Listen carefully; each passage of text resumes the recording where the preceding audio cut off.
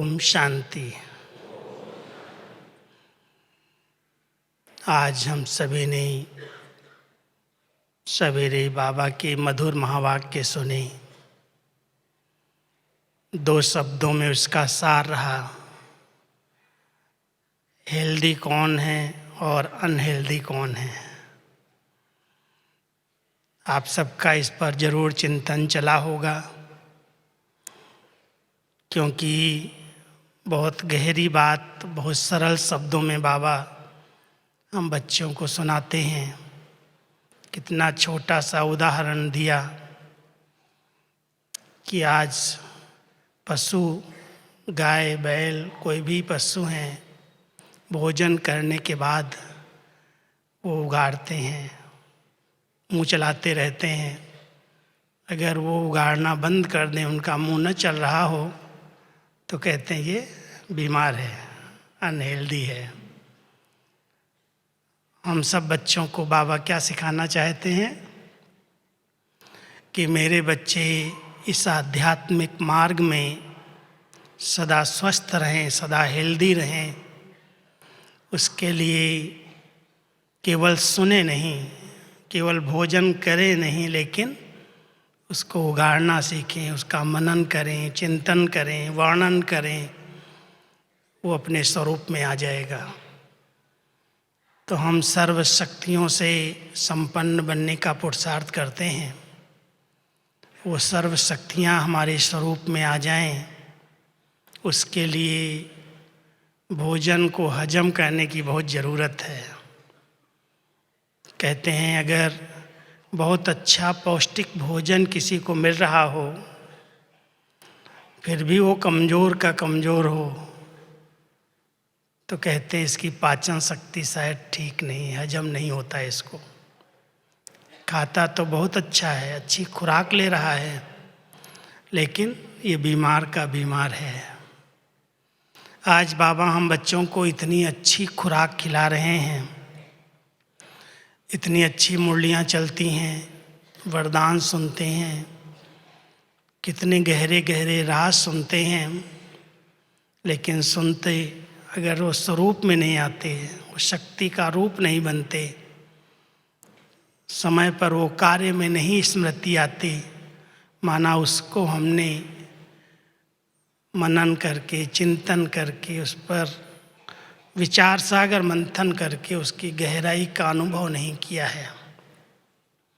इसलिए कोई भी बात जब हमें बहुत अच्छी लगती है, जैसे आज की मुरली से मेरे पास बहुत सारे प्रश्न आए हैं, विदेश से भी आए हैं, देश से भी आए हैं। बाबा ने जो सेकंड मुरली चलाई, दूसरी मुरली जो सुनी सभी ने, उसमें एक शब्द कह दिया कि अगर बच्चों को कोई यज्ञ के प्रति, सेवाओं के प्रति संकल्प चलते हैं, तो वो भी निरसंकल्प हैं। अब निट संकल्प की गहरी परिभाषा है, तो प्रश्न उठने लगे सबके। कई ब्राह्मणों के उठ गए कि बाबा तो कहते हैं कि आत्मा कभी निट संकल्प नहीं होती है, और योग के अंदर सेवा के संकल्प नहीं चलने चाहिए। फिर भी बाबा कहता वो निट संकल्प हैं। क्या इसका गहरा राज है? प्रश्न लोगों ने पूछा। जरूर चिंतन चला होगा, क्योंकि जब तक आत्मा इस शरीर के अंदर है, बाबा कहते हैं कोई भी निट संकल्प नहीं होती। ये सारा कल्प जब हम चक्र में आए हैं, तो सारे कल्प में जो भी हमने कर्म किए हैं, उनके संकल्प जरूर चले हैं। संकल्प को कभी भी रोका नहीं जा सकता। हाँ, सीमित हो सकते हैं, अनुभव के हो सकते हैं, लेकिन अगर किसी गुब्बारे को बहुत समय दबा के रखोगे तो कब तक छोड़ोगे, फिर वैसा ही हो जाएगा। तो आत्मा की जो सबसे श्रेष्ठ शक्ति है संकल्प शक्ति, उसका कार्य है चलना।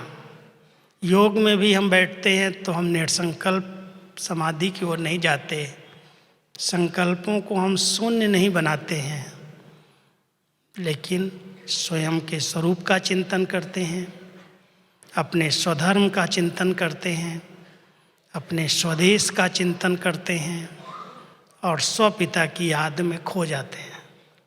संकल्प तो है, शून्य तो नहीं हुए, लेकिन वो संकल्प नेट संकल्प है। वो संकल्प को गलत नहीं कह सकते हैं। क्यों?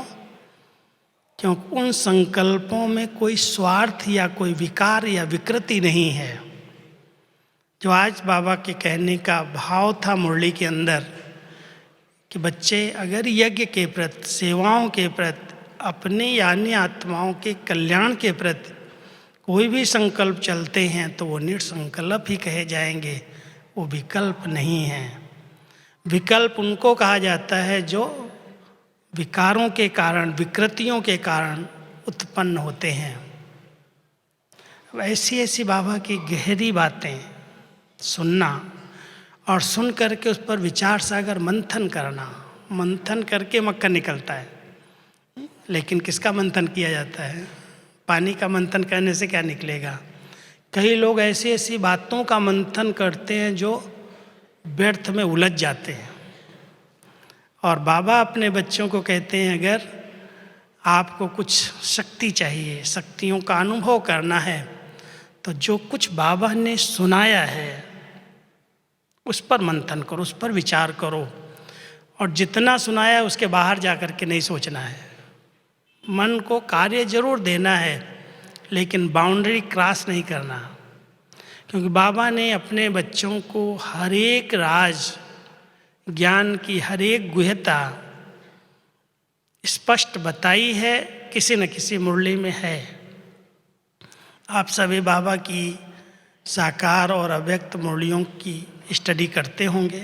ब्राह्मण बच्चों को बाबा की मुरली से तो बहुत प्यार है। कल बाबा कह रहे थे, परसों की संडे की मुरली में, कि अगर ब्रह्मा बाबा से प्यार है तो जैसे बाबा का प्यार मुरली से था, ऐसे बच्चों का प्यार भी मुरली से जरूर होना चाहिए। ऐसे नहीं बाबा से प्यार है मेरा, लेकिन मुरली सुनने के लिए समय नहीं है, तो बाबा कहता मैं नहीं मानता हूँ, बाबा से इसका प्यार है। तो बाबा से अगर हमारा सच्चा प्यार है तो ब्रह्मा बाबा का मुरली से कितना प्यार था। एक दो बातें आपको सुनाता हूँ। बाबा जब मुरली सुनाते थे, पहले तो हिस्ट्री हॉल भी नहीं था। पांडव भवन में जो यशु दादी जी का ऑफिस है अभी भी बना हुआ है, उसके बाजू में एक छोटा सा कमरा, बड़ा हॉल के रूप में था, और बाबा वहीं पर मुरली सुनाते थे। उस समय तो बाबा के सामने 10-20 बच्चे होते थे। लेकिन जब हिस्ट्री हॉल बना तो साकार बाबा की जितनी मुरलियाँ हमारे पास हैं वो सब हिस्ट्री हॉल की रिकॉर्डिंग है। कुछ रिकॉर्डिंग की गई क्योंकि बाबा बच्चों को माइक लगाने नहीं देता था।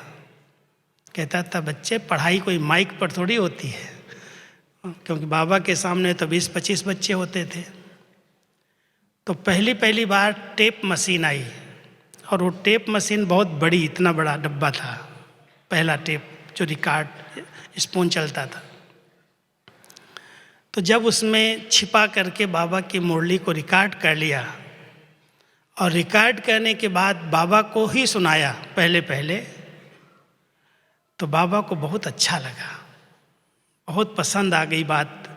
बाबा ने कहा ये जो बच्ची है टेप मशीन, ये बहुत अच्छी है, बाबा की आवाज़ को हूबहू रिपीट करती है। और बच्चों को जिस सेंटर पर कोई को दान करना है तो सबको टेप मशीन लेके देनी चाहिए उस समय। अभी तो सबके हाथ में मोबाइल है, सबके हाथ में मुरली है, लेकिन वो समय था जब बाबा ने कुछ मुरलियाँ रिकॉर्ड करवाई, क्लास में रिकॉर्ड की गई। तो बाबा ने कहा जाओ बच्ची, जिनका मुरली से प्यार है उनके पास से टेप मशीन लेके जाओ। हमारे दादा विश्व रतन को दादी जानकी के पास भेजा टेप लेकर के। जानकी दादी पूना में रहती थी उस समय। जाओ बच्ची को दे आओ, बहुत मुरली से उसका प्यार है। मुरली सुनेगी, कितना खुश होगी, दुआएं देगी। जहाँ जहाँ भी दादियाँ सेवा पर गई हुई थीं, बाबा ने दादा को कहा कि सबको मुरली दे आओ, जा करके टेप दे आओ, मशीन दे आओ, वो सुने। माना बाबा का मुरली से इतना प्यार था कि बच्चे मुरली से ही ये जीवन परिवर्तन होती है। और बाबा ने ये भी बहुत सुंदर मिसाल बताया कि ब्रह्मा बाबा का साकार में मुरली से इतना प्यार रहा, इसलिए श्री कृष्ण को मुरली दे दिया है भविष्य में। तो आप सबका बाबा की मुरली से तो प्यार है ना? है? हाथ उठाओ जिनका जिनका है, सब। अच्छा, तो मुरली को सिर्फ सुनते हो या उसको हजम करते हो? भोजन को हजम करना, एक एक बात का चिंतन करके उसका स्वरूप बन जाना, तब तो कहेंगे इसके अंदर शक्ति है। कई बार हम बहुत ऊंचा लक्ष्य रखते हैं। क्या लक्ष्य है हमारे जीवन का? ब्राह्मण सो फरिश्ता सो देवता। ब्रह्मा कुमारी ईश्वरीय विश्वविद्यालय के हर एक विद्यार्थी के जीवन का लक्ष्य है, अभी हमें पक्का सच्चा ब्राह्मण बनना है और पक्के ब्राह्मण को फिर फरिश्ते रूप में ट्रांसफ़र होना है, संपन्न संपूर्ण बनना। और फरिश्ता बनने के बाद फिर नए जीवन में सतयुग में देव पद को प्राप्त करना, देवता बनना है। अब इस पर मंथन करो। मैं बाबा का बच्चा तो बना हूँ, लेकिन बच्चा बनने के बाद सच्चा ब्राह्मण किसको कहा जाता है? मंथन करने की विधियाँ दादियों ने हमें बहुत सिखाई है, बाबा भी सिखाते हैं। कोई चीज़ का मनन करना है, मंथन करना है, तो उसमें प्रश्न लगाने पड़ते हैं कि ये स्थिति है क्या चीज़। आज दुनिया के अंदर ब्राह्मण कहलाने वाले तो बहुत है, नामधारी हैं। उस घर में जन्म ले लिया, ब्राह्मण परिवार में उस जाति में जन्म हुआ, ब्राह्मण कहलाने लगे। लेकिन अगर उनका खान पान शुद्ध नहीं है, उनका जीवन चरित्र शुद्ध नहीं है, तो उनको ब्राह्मण कैसे कहेंगे? इसलिए बाबा ने सच्चा ब्राह्मण उसको कहा है जो ब्रह्मा मुख से जन्म लेता है, एडॉप्टेड ब्राह्मण। इसलिए यहाँ पर अपने ईश्वरीय विश्वविद्यालय के अंदर कोई दूसरी जाति है ही नहीं। सब कौन है? ब्राह्मण हैं। ब्राह्मण कुल भूषण हैं, श्रृंगार हैं हम ब्राह्मणों के कुल का। और ब्राह्मण कुल के निशानियाँ जो हैं वो उनके जीवन में दिखाई देनी चाहिए। मंथन करो, सच्चा ब्राह्मण किसको कहा जाता है, उसकी क्या निशानियाँ होंगी कि ब्राह्मण है। उसका खान पान शुद्ध होगा, उसका आचरण ब्रह्मा बाबा के समान होगा, क्योंकि ब्रह्मा का संतान ब्रह्मा मुख वंशावली है।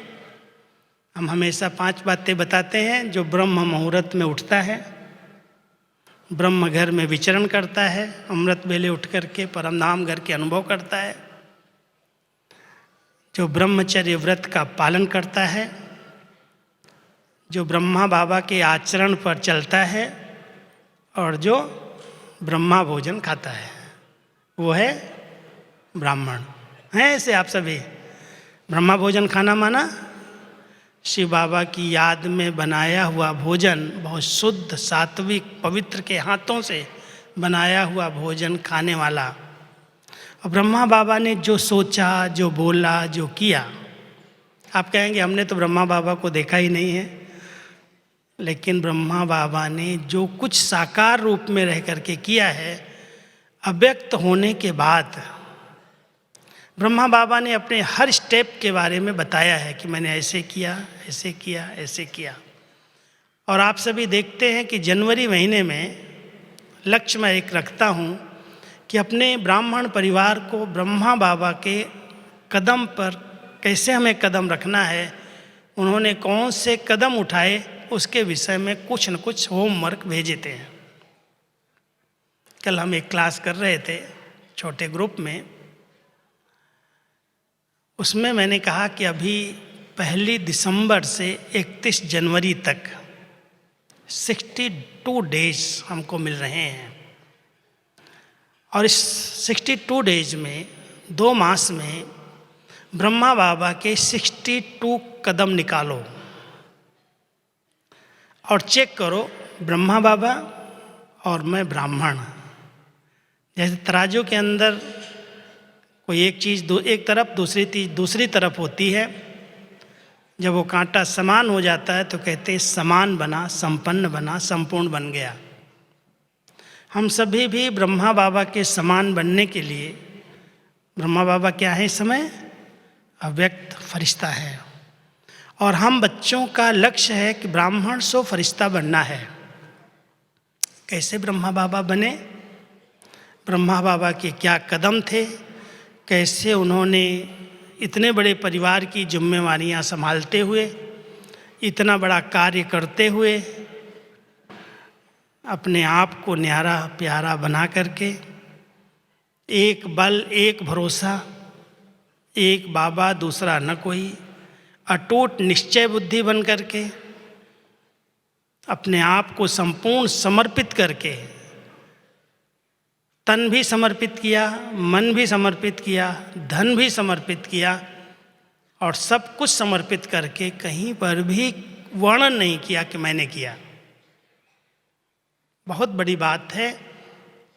त्याग का भी त्याग ब्रह्मा बाबा ने हम बच्चों को करके दिखाया है, प्रैक्टिकल सामने है, और वर्णन भी बाद में अव्यक्त रूप से किया है कि बच्चे ब्रह्मा बाबा को इस तरह से कॉपी करो, फॉलो करो और उनके समान बन करके अव्यक्त वतन में आओ। फिर वतन से मूल वतन में हम चलेंगे। तब तक नहीं जाएगा ब्रह्मा बाबा जब तक ब्राह्मण आत्माएं संपन्न संपूर्ण नहीं बनी हैं। पढ़ा रहा है, मेहनत कर रहा है, और यही बाबा के स्टेप्स हमें फॉलो करना है। तो जरूर हर एक का चिंतन इस पर चलना चाहिए कि सचमुच ब्रह्मा बाबा एक साधारण व्यक्तित्व, लेकिन साधारण होते हुए एक बहुत अव्यक्त अलौकिक पर्सनैलिटी बन गया। उनकी प्योरिटी की पर्सनैलिटी क्या थी, उनके चलन की रॉयल्टी क्या थी, उनकी दृष्टि कैसी थी, उनकी वृत्ति कैसी थी, उनके बोल कैसे थे, उनके कर्म कैसे थे, उनका चलना, उनका बैठना, उनका सोना। दादियों के अनुभव से हमने बहुत कुछ सुना है, सीखे हैं, जानते हैं। हम सबको पक्का ब्राह्मण बनने के लिए ब्रह्मा बाबा के कदम पर कदम रखने की ज़रूरत है। पूरा ब्रह्मचारी, ब्रह्मा बाबा के आचरण को फॉलो करने वाले। तो पहले इस लक्ष्य को प्राप्त करने के लिए इस पर हम गहराई में चिंतन करें। चिंतन ही नहीं करें, बाबा कई बार कहते हैं चेक करो और चेंज करो। जहाँ पर भी दिखाई देता है कि सच्चे पक्के ब्राह्मण बनने में अभी भी ये परसेंटेज है, कमी है, मुझे उसे परिवर्तन करना है। क्या मेरी दृष्टि में इतनी शुद्धता, इतनी पवित्रता, इतनी निर्मलता, इतनी कल्याण की भावनाएं हैं, इतनी वृत्तियां अनासक्त, इतनी शुद्ध पवित्र बनी हैं, हमारे बोल इतने मधुर, इतने सम्मानजनक सत्य हैं, हमारे कर्मों से हर आत्मा को सुख मिल रहा है, दुआएं मिल रही हैं। एक बहुत सुंदर हमारे सामने ब्रह्मा बाबा का उदाहरण है, तराजू है। हम सब उनको सामने रखें और अपने आप को मिलाते चलें। जब ये मनन चिंतन चलेगा तो ये शक्तियाँ अपना काम करना शुरू कर देंगी कि मुझे ऐसा बनना है। पहले चाहिए दृढ़ संकल्प की शक्ति। दृढ़ संकल्प की शक्ति से परिवर्तन की शक्ति आएगी। जब तक परिवर्तन नहीं आता, कितनी भी मुरली सुनो, कितना भी क्लासेस करो, लेकिन परिवर्तन के लिए दो चीज़ों की ज़रूरत है। पहली है संकल्प की दृढ़ता और दूसरी है अंडरग्राउंड एकांत में जाकर अपने आप को पढ़ाना। लाखों ब्राह्मण आत्माएं हैं, उनमें भी मधुबन निवासी बनने का भाग्य आपको कैसे मिल गया? और लिखने के बाद जब सुना तो एक भाई ने लिखा कि मैंने शायद भक्ति काल में दूसरे भक्तों से हट करके कोई बहुत अलग भक्ति की है, तब हमको बाबा मिला है। क्योंकि भक्ति तो सभी ने की है, द्वापर शुरू हुआ, भक्ति शुरू हुई, और बाबा कई बार मुरली में कहते हैं ये ज्ञान उन्हीं बच्चों की बुद्धि में बैठता है। पक्के ब्राह्मण वही बनते हैं जो मेरे बहुत पक्के पहले अव्यभिचारी भक्त रहे हैं। सुनते हैं मुरली के अंदर, जिन्होंने द्वापर की पहली भक्ति शुरू की है, वो जब ज्ञान में आते हैं तो उनका कोई प्रश्न नहीं उठता, उनको भक्ति का फल मिल जाता है। भक्ति का फल क्या है? ज्ञान। ज्ञान से सद्गति हो जाती। तो हम सबको जो बाबा मिला, बाबा ने हमें चुना, बाबा ने हमें इतनी श्रेष्ठ जीवन दी, अपना बच्चा बनाया, और हमें मुख वंशावली ब्राह्मण का टाइटल दे दिया। तो बाबा ने चुन करके अपना बनाया है, तो क्या मेरी विशेषताएं हैं? अपने आप से बातें करो, एकांत में चले जाओ, अंडरग्राउंड चले जाओ। ज़्यादा सोचने की ज़रूरत नहीं है, लेकिन जैसे कोई भी चीज़ की रिसर्च करनी होती है, तो रिसर्च करने वाला व्यक्ति एकांत में जाता है, हलचल में नहीं आता। ये बहुत बड़ी रिसर्च है। हम अपने आप को जो हूँ जैसा हूँ, कभी बात किया है कितनी सूक्ष्म आत्मा है, और उस आत्मा के अंदर कितना गहरा रिकॉर्ड भरा हुआ है। आत्मा शरीर छोड़ती है, दूसरा शरीर लेती है, जो रिकॉर्ड उसके अंदर भरा है वो रिकॉर्ड उसके साथ जाता है, वही पार्ट फिर से शुरू हो जाता है। कितना वंडरफुल ज्ञान बाबा ने हम बच्चों को दिया है, आत्मा का दिया, परमात्मा के बारे में, अपने बारे में बताया, घर के बारे में बताया, पाठधारियों के पार्ट के बारे में बताया। अब इतना होमवर्क हम सबको मिला है, अगर इसका हम सब चिंतन करें और उस चिंतन में उसका स्वरूप बनते जाएं, तो जो आज माया कहीं न कहीं से वार करती है, विमुख कर देती है, कोई न कोई संस्कार इमर्ज हो जाते हैं, उन सब को पार करने की जो शक्ति है, वो शक्ति हमारे अंदर इमर्ज हो जाएगी। इसलिए कहते हैं मनन से सर्व शक्तियाँ आ जाती हैं, उनका अनुभव होने लगता है। सिर्फ सुन लिया, अंदर अंदर नोट भी ले लिया, लेकिन अगर हमने अंडरग्राउंड जा कर के एकांत में बैठ कर के उसको अपने से लगाया नहीं, मिलाया नहीं, उसकी गहराई में नहीं गए, तो शक्ति का स्वरूप नहीं बनता। और इसलिए छोटी छोटी बातें मूड को खराब कर देती हैं, परेशान कर देती हैं, खुशी गायब हो जाती है, आत्मा निराश हो जाती है, उदास हो जाती है। कमी है शक्तियों की। नहीं तो इतना बड़ा संगठन, इतनी श्रेष्ठ पालना, इतनी ऊंची पढ़ाई, सब कुछ होते हुए भी ब्राह्मणों की स्थिति डगमग क्यों? शक्तिशाली पालना है, भगवान की डायरेक्ट पालना है, और हम उस पालना में पलने वाले, माता पिता के रूप में पालना लेने वाले बच्चे, अगर कोई जैसे वायुमंडल में अगर ठंडी हवा चलने लगती है, बरसात पड़ने लगती है, जो कमज़ोर शरीर वाले होते हैं वो तुरंत बीमार पड़ जाते हैं, छींकें आनेंगी, सर्दी हो जाएगी, बीमारी हो जाएगी, सिर दर्द हो जाएगा। लेकिन जिनकी इम्यूनिटी पावर ठीक होती है, शक्तिशाली शरीर होता है, स्वस्थ शरीर होता है, वो किसी भी बात को चाहे भीग करके भी आ जाएं, ठंडी हवा भी लग जाए, उस पर उनका प्रभाव नहीं पड़ता। हम सभी भी इस माया के राज्य में चारों तरफ विकार हैं, विकृतियां हैं, नेगेटिव वातावरण है, और लोग कहीं न कहीं से कमेंट्स करने वाले हैं, कटाक्ष करने वाले हैं। कोई इज्जत देगा, कोई मान देगा, कोई अपमान कर देगा, कोई बात मानेगा, कोई काट देगा, बहुत सारी बातें आती हैं, वो आप सब अनुभवी हैं। क्या सभी बातों का सामना करते हुए उसे पार करने की शक्ति मेरे पास है? नथिंग न्यू, कोई नई बात नहीं है। मुझे अपनी स्थिति को हलचल में नहीं लाना है। कैसी भी बातें आए, बाबा ने इतना श्रेष्ठ ज्ञान दिया है, इतनी शक्ति दी है, अगर हमने उसको चिंतन में लाया है, मनन किया है, उसको शक्ति का स्वरूप बनाया है। बाबा कई बार कहते हैं, अगर गाड़ी फास्ट स्पीड में जाती है तो पहले ब्रेक को चेक करना बहुत आवश्यक होता है।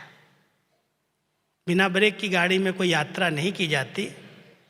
और अगर ब्रेक बहुत अच्छी है तो ये भी ब्रेक का काम नहीं है कि जहाँ चाहिए वहाँ उसको लगा दिया जाए। ब्रेक कहाँ लगाई जाती है?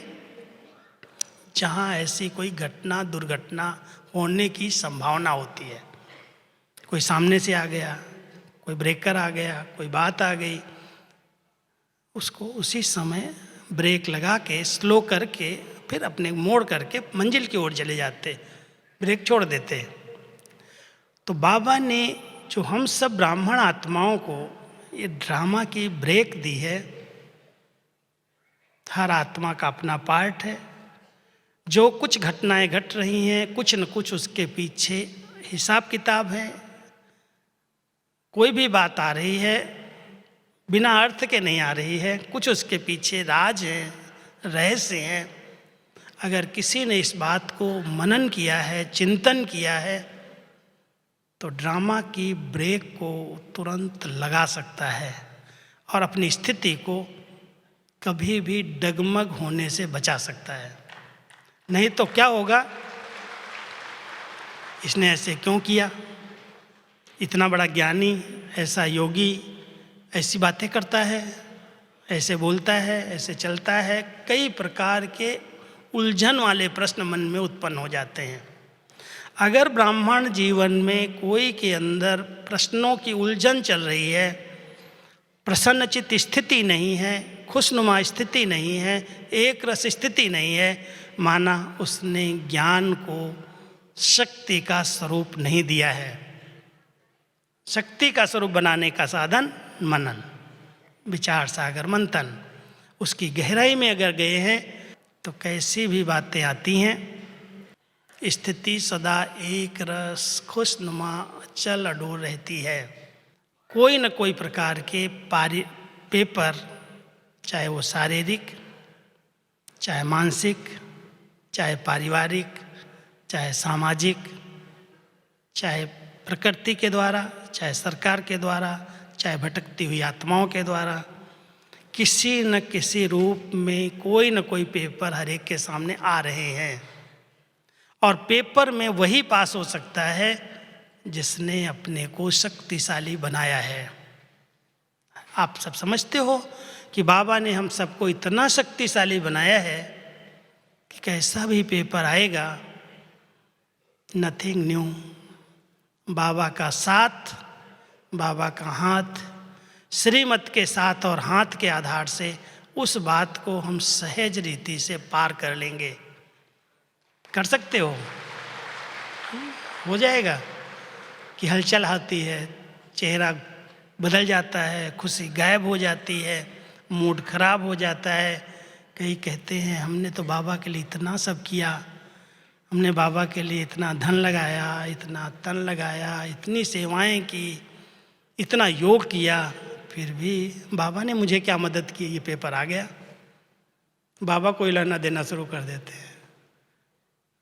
इसलिए बाबा तो अपने बच्चों को समर्थ और शक्तिशाली बनाने के लिए इतना शक्तिशाली डोज दे रहा है, भोजन खिला रहा है। सिर्फ आपका हाजमा ठीक होना चाहिए, हजम करने की शक्ति होनी चाहिए। उसको हजम करो, उसको मनन करो, चिंतन करो, गहराई में जाओ, उसका स्वरूप बन जाओ। नहीं तो इतना श्रेष्ठ, इतना सहज ज्ञान और बच्चे बच्चे कह कर के इतने गहरे राज बाबा ने हम सब के आगे रखे हैं। साधारण नहीं है। हमने आज तक जो सुना उस सब में मूझते ही रहे। न आत्मा का सत्य ज्ञान था, न परमात्मा का सत्य ज्ञान था, न कल्प की आयु का सत्य ज्ञान था, न जन्मों का ज्ञान था। कैसे बाबा ने अपने बच्चों को नया ज्ञान, सत्य ज्ञान दे करके सतयुग के लिए तैयारी करा रहा है। हम सब बाबा के बच्चे इस यथार्थ ज्ञान को यथार्थ समझ करके उसके एक एक गहरे राज को समझें। जब पहले पहले हम लोगों ने पुरुषार्थ मधुबन में शुरू किया, छोटे आए थे और दीदी दादी का हमारे पर बहुत ध्यान था। 2 शब्द हम लोगों को दिए थे चिंतन करने के लिए। मैं 72-73 की बात आपको सुना रहा हूँ। दीदी ने एक टॉपिक दिया हम लोगों को कि मान लो आपको आत्मा का ज्ञान मिला, इस आत्मा के ज्ञान से आपको लाइट क्या मिली और इससे माइट क्या मिली। लाइट माना रोशनी क्या मिली, माइट माना शक्ति क्या मिली। क्योंकि अगर ज्ञान है, ज्ञान माना रोशनी अगर हमारे पास है, किसी के पास भी अगर एक टार्च भी हो, अंधेरे में भी चला जाए तो उस रोशनी पर कोई जानवर वार नहीं करता। लाइट है उसके पास, वो निर्भय रहता है, निडर रहता है, कहीं पर भी उसको ठोकर नहीं लगती। अगर दुनिया के अंदर चल रहे हैं, अंधियारा है, कलयुग है, तमोगुण है, किसी आत्मा को ठोकर लग रही है, कहीं धोखा मिल रहा है, कहीं दुख मिल रहा है, कहीं न कहीं माया वार कर रही है, मन बुद्धि को डिस्टर्ब कर रही है, माना मेरे पास ज्ञान की लाइट नहीं है। लाइट है तो ठोकर क्यों लग रही है, लाइट है तो माया वार क्यों कर रही है। और अगर मान लो सिर्फ लाइट है, उसके अंदर माइट नहीं है, शक्ति नहीं है, तो भी कहीं ना कहीं हार हो जाएगी। इसलिए दीदी ने कहा तुम एक एक टॉपिक पर, केवल आत्मा पर नहीं, लेकिन जितना ज्ञान बाबा ने दिया है उस ज्ञान की हर बात को अपने सामने रखो और उससे लाइट क्या मिली है, माइट क्या मिली है। अगर मान लो आज बाबा ने हमें परमधाम घर का ज्ञान दिया है, मंथन करो, क्या लाइट मिली, क्या लाइट मिली, क्या माइट मिली इससे। अगर इस पर विचार से अगर मंथन करोगे, बहुत सारी पॉइंट्स आप निकाल सकते हो और वो शक्ति का काम करेगी। सबसे बड़ी लाइट ये मिली कि जब वापस घर जाने का समय है तो अभी बुद्धि को विस्तार में फंसाना नहीं है, सब कुछ समेटना है। अगर कोई को ज्ञान की लाइट होते, घर जाने का ज्ञान होते भी सेवाओं का विस्तार अलग है, बाबा का संदेश देना है, सब आत्माओं तक परिचय देना है, वो विस्तार चल रहा है। लेकिन जहाँ भी देह में, संबंधों में, साधनों में बुद्धि फंसी हुई है, माना उसे घर की ज्ञान की लाइट की कमी है। वापस जाने का समय है। 84 जन्मों का पार्ट हम सब ने इस ड्रामा के अंदर बजा लिया है। कलयुग के लास्ट पॉइंट पर हम पहुँचे हैं, अंतिम घड़ियाँ चल रही हैं। जब वापस जाना है तो कोई भी बंधन, कोई भी नया हिसाब किताब अभी क्रिएट नहीं करना है। ये सबको लाइट मिली है। अब लाइट होते हुए भी अगर नया बंधन बना रहा है, माइट है, बन रहे हैं। अगर घर जाना है तो घर जाने के पहले हम सबको इस पर बहुत चिंतन करने की ज़रूरत है कि हमें, अभी आपको यहाँ से अपने लौकिक घर भी जाना है तो ऐसे नहीं सामान को बिखेर करके रख दोगे, चलने के समय समेटना शुरू करोगे। पहले से ही होगा, अभी इतने बजे हमको निकलना है, मुझे सब पेटी बिस्तरा समेटना है, अपने सब काम उतारने हैं, फिर समय पर पहुंचना है, ट्रेन लेनी है, फिर घर जाना है। ऐसे ही अगर घर का यथार्थ परिचय ज्ञान हम सबको मिला है कि हम आत्माएं अपने घर से इस सृष्टि नाटक में खेल खेलने के लिए आई, इतना समय हमने पार्ट बजाया है, अब बात पाठ पूरा करके बाबा आ गए हैं, बच्चे चलना है भी साथ में, रास्ता दिखा दिया है। हम सबको जो कुछ हमने हिसाब किताब बनाए हैं, दो ही शक्तियां हैं, दो ही चीज़ें हैं जिनसे वो चुकतू किया जा सकता है। एक है योग का बल और दूसरा है सजाएं। क्या हमें सजाएं खा करके बाबा के साथ जाना है?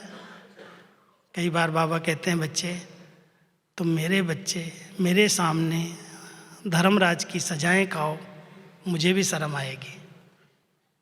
इसलिए हम सबको ये बहुत अटेंशन देना है कि जैसा बाबा मुझे बनाना चाहता है, जिस रूप में मुझे अपने साथ ले जाना चाहता है, मुझे वैसा बन कर के ही बाबा के साथ चलना है।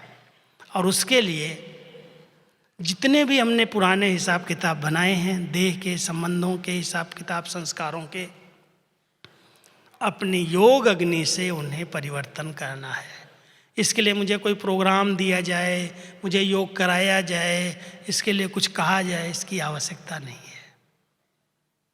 बाबा ने समझ दी है, ज्ञान दिया है, और हम अपने आप को एकांत में ले जाएं, अपने आप को पढ़ाएं, बाबा से बातें करें, योग को प्रज्वलित करें, और जो भी हिसाब किताब है उसको हम समाप्त करें।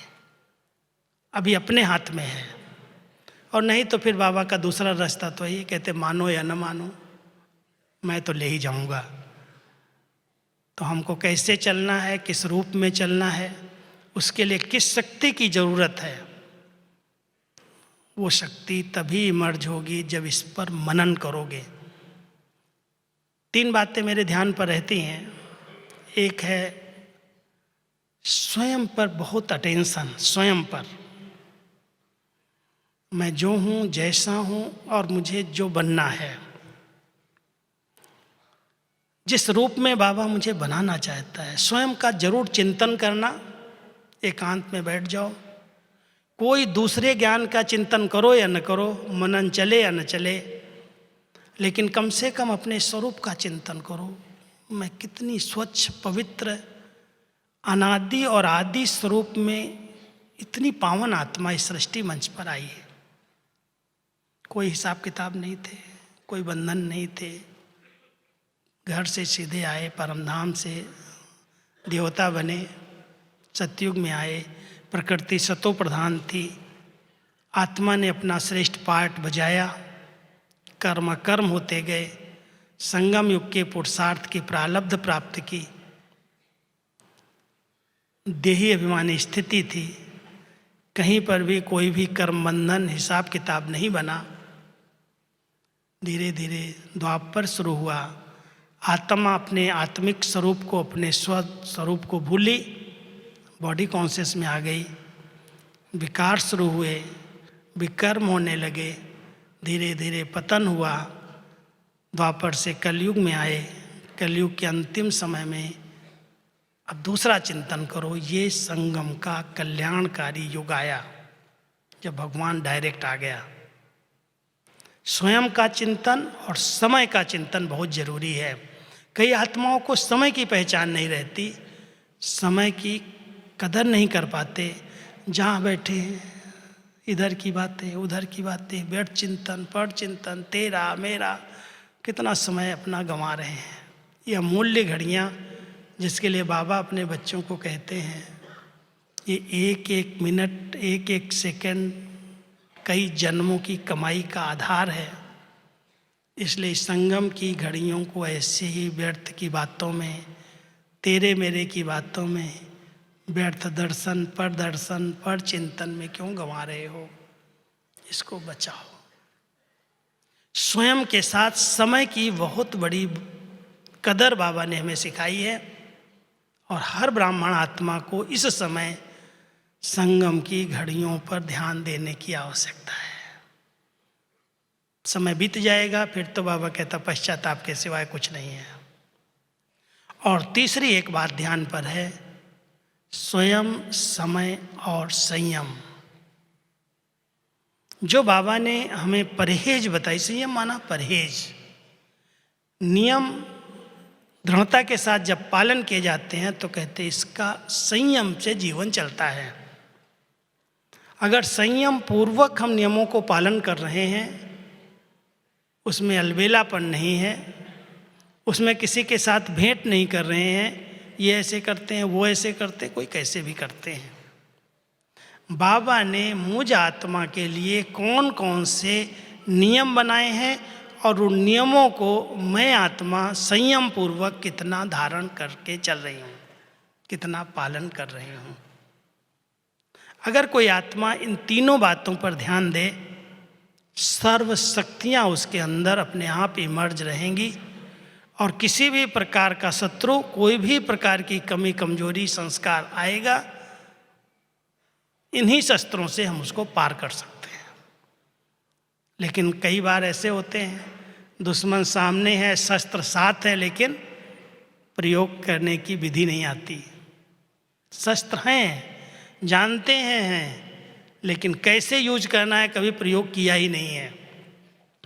तो बाबा ने अपने बच्चों को ज्ञान योग के अस्त्र शस्त्र दिए हैं। मनन करो, चिंतन करो, बार बार उनको रिवाइज करो। जैसे शस्त्र होते हैं ना, कई लोग देखते ही नहीं, पड़े हैं, ठीक है समय आएगा तो देख लेंगे, उसमें जंक लग जाती है, फिर जब ज़रूरत पड़ती है तो कोई शस्त्र काम ही नहीं आते।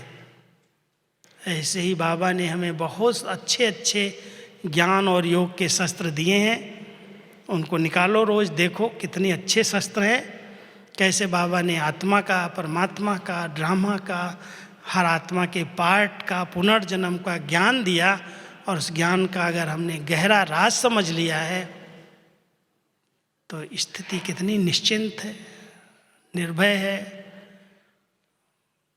ब्रह्मा बाबा की जीवन ही हमारे आगे उदाहरण है। शायद ही कोई ऐसी आत्मा होगी जिसके सामने ब्रह्मा बाबा जैसे पेपर आए हों। आप कहेंगे तो शिव बाबा का रथ थे, उनके सामने कोई भी पेपर कैसे आएगा। लेकिन ब्रह्मा बाबा के सामने अनेक प्रकार के, लौकिक से, अलौकिक से, समाज से, धन से, कई प्रकार के पेपर आए। शुरू हुआ, कई बार बाबा हंसी में कहते हैं, साकार मुरलियों में आती बात, रास्ते चलते मैं ब्राह्मण फंस गया।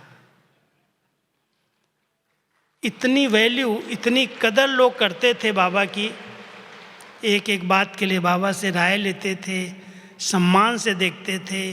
बाबा का व्यवहार, बाबा का रहन सहन बहुत रॉयल था, बिजनेस भी बहुत रॉयल था, लोग बहुत आदर सत्कार करते थे।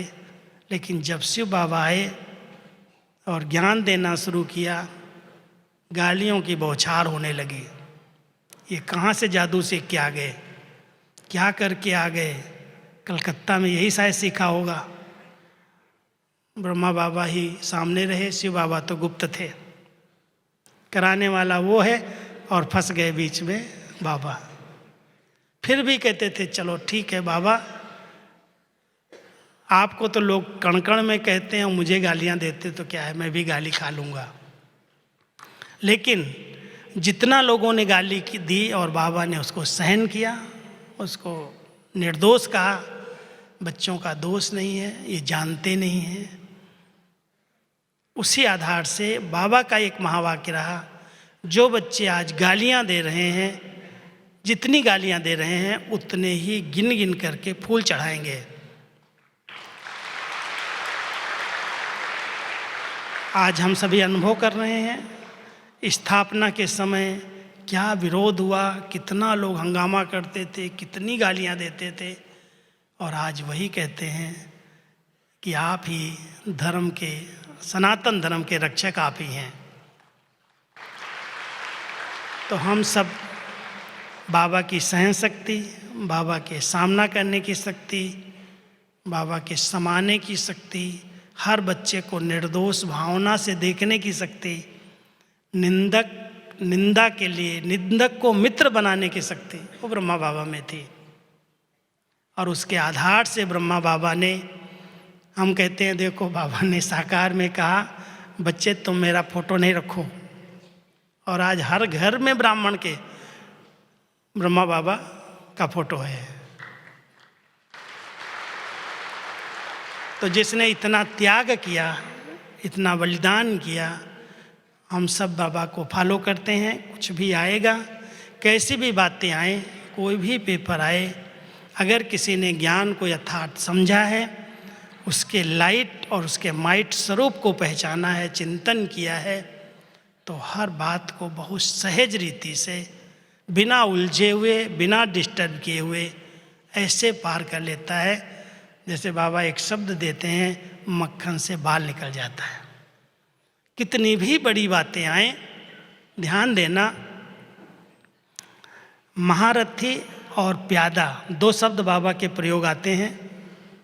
महारथी वो है जो बड़े से बड़ी बात को छोटा बना देता है, और प्यादा वो है जो छोटी छोटी बातों को सोच सोच करके पहाड़ बना देता है, बड़ा बना देता है। क्या करेंगे? कितनी भी बड़ी बातें आ जाएं, किसी भी प्रकार का पेपर आए, उस पेपर को अधिक सोचना नहीं, सोचने से बड़ा हो जाएगा, वर्णन करने से और बड़ा हो जाएगा। कोई भी बातें आती हैं, सबसे अच्छा साधन मैं आपको बताता हूँ, बाबा के सामने, ये नहीं समझो ये फोटो है, कमरे में जाओ, बाबा को सामने हाजिर नाजिर अनुभव करो और बाबा को सुना दो। बाबा आपको इतनी शक्ति देगा, इतनी सकाश देगा, जो आपकी वो प्रॉब्लम अपने आप हल हो जाएगी। लेकिन इधर उधर सुना दिया। बाबा ने एक बार कहा था, किसी को अगर उल्टी का ख्याल आता है, कहाँ उल्टी करता है? इधर उधर करता है क्या? अगर वो कर देगा तो क्या होगा? कीटाणु फैल जाएंगे, बीमारी फैल जाएगी। स्थान पर उल्टी की जाती है, जगह जगह पर नहीं की जाती। अगर कोई ऐसी बात है जो अंदर अंदर खा रही है, चल रही है, तो सबसे अच्छा स्थान है बाबा के कमरे में चले जाओ और वहाँ पर जो सुनाना है सुना दो। वो सब कुछ सुनने के लिए बैठा हुआ है, बड़े दिल से सुनता है और सुन करके सब समाधान दे देता है, मुस्कुराता है, दृष्टि देता है, सकाश देता है और बच्चों के सच्ची दिल का रिटर्न करता है। सच्ची दिल चाहिए बस बाबा को, और कुछ नहीं चाहिए। तो अगर सच्चाई से बाबा के आगे स्पष्ट हो जाओगे, बाबा कहेगा वाह बच्चा सच्चा तो है, कैसा भी है।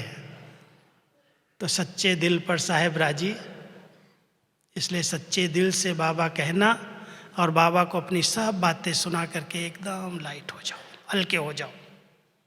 आपके साथ है। कोई भी परिस्थिति अगर किसी आत्मा को हलचल में ला रही है, प्रश्नों में उलझा रही है, माना उसने ज्ञान के खजाने को हजम नहीं किया है, उसने यथार्थ समझा ही नहीं ज्ञान है क्या चीज़, ज्ञान की लाइट क्या है, ज्ञान की माइट क्या है, और उससे हमारे जीवन में क्या क्या प्रैक्टिकल में आया है वो दिखाई देना चाहिए। कुछ भी हो, चेहरे पर कभी भी मुरझाइश ना आए, आपकी खुशी गायब ना हो। बाबा ऐसी स्थिति अपने बच्चों की देखना चाहते हैं। तो मनन शक्ति से कैसे हम उसका स्वरूप बने और सब शक्तियाँ हमारे स्वरूप से दिखाई दे, इसके अंदर परखने की शक्ति है, इसके अंदर निर्णय करने की शक्ति है, इसके अंदर समाने की शक्ति है, समेटने की शक्ति है, सामना करने की शक्ति है, परिवर्तन करने की शक्ति है। ये सब शक्तियाँ केवल मनन करने वाले को जीवन में आ जाती हैं। तो हम सभी ज्ञान का अच्छा मनन करें, चिंतन करें और चिंतन मनन करके लाइट माइट संपन्न बन करके बाबा की पढ़ाई का स्वरूप प्रैक्टिकल में अपने जीवन से दिखाएं। बाबा चाहते हैं वर्तमान समय मेरे बच्चों की स्थिति ऐसी हो, कोई भी बड़े से बड़ा, रावण से भी ज़्यादा बड़ा पेपर आ जाए, अचल अडोल एक रस अंगद के समान कोई भी उनके बुद्धि रूपी पाँव को हिला न सके, ऐसी स्थिति बनानी है। और उसके लिए निश्चय की शक्ति चाहिए, दृढ़ता की शक्ति चाहिए, बहुत विश्वास चाहिए एक बाबा में। नहीं तो आज अनेक बाबाएं हो गए हैं, बाबा एक जगह का पाठ रोक करके दूसरी जगह आना शुरू हो जाएगा। कितना लोग बाबा को भटका रहे हैं, भटकने वाले भटक रहे हैं। तो आप सभी बाबा के सच्चे बच्चे हैं, बहुत पक्के रहना। कुछ भी हो, कोई कुछ भी कहे और कुछ भी करे, लेकिन अंगद के पांव को कोई हिला नहीं सकता। तो आप सभी बहुत पक्के निश्चय बुद्धि विजयी बन करके, मेरा तो एक बाबा दूसरा न कोई, सच्चा संबंध है, इतनी सब प्राप्तियां हैं, उसकी निशानी हमारी प्रैक्टिकल जीवन है। तो ऐसे श्रेष्ठ जीवन बना करके प्रत्यक्ष को प्रमाण की आवश्यकता नहीं होती। प्रत्यक्ष जीवन ही प्रमाण है कि हमें भगवान मिला है, भगवान पढ़ा रहा है। तो आप सभी अपनी प्रत्यक्ष जीवन से बाबा का दर्शन कराना, किसी बाबाओं के चक्कर में फंसना नहीं, ध्यान रखना। ओके, ओम शांति।